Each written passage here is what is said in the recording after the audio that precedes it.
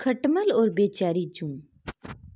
एक राजा के शयन कक्ष में मंदरी शर्पिणी नाम की जूं ने डेरा डाल रखा था। रोज रात को जब राजा जाता तो वह चुपके से बाहर निकलती और राजा का खून चूसकर फिर अपने स्थान पर जा छिपती। संयोग से एक दिन अग्निमुख नाम का एक खटमल भी राजा के शयन कक्ष में आ पहुंचा। जूं ने जब उसे देखा तो वहां से चले जाने को कहा। उसे अपने अधिकार क्षेत्र में किसी अन्य का दखल सहन नहीं था। लेकिन खटमल भी कम चतुर न था। बोला, देखो, मेहमान से इस तरह बर्ताव नहीं किया जाता। मैं आज रात तुम्हारा मेहमान हूँ। जूं अंततः खटमल की चिकनी चुपड़ी बातों में आ गई और उसे शरण देते हुए बोली, ठीक है, तुम यहाँ रात भर रुक सकते हो, लेकिन राजा को काटोगे तो नहीं। उसका खून चूसने के लिए खटमल बोला, लेकिन मैं तुम्हारा मेहमान हूँ, मुझे कुछ तो दोगी खाने के लिए, और राजा के खून से बढ़िया भोजन और क्या हो सकता है।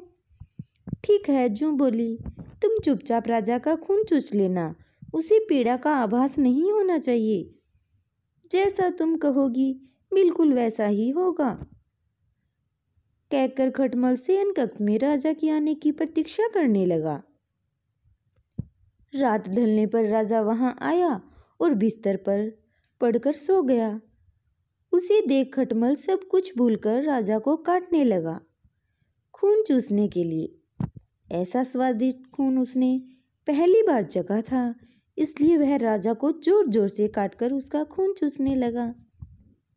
इससे राजा के शरीर में तेज खुजली होने लगी और उसकी नींद उचट गई। उसने क्रोध में भरकर अपने सेवकों से खटमल को ढूंढकर मारने को कहा।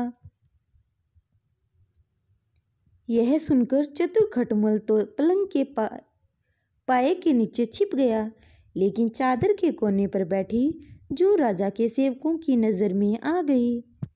उन्होंने उसे पकड़ा और मार डाला।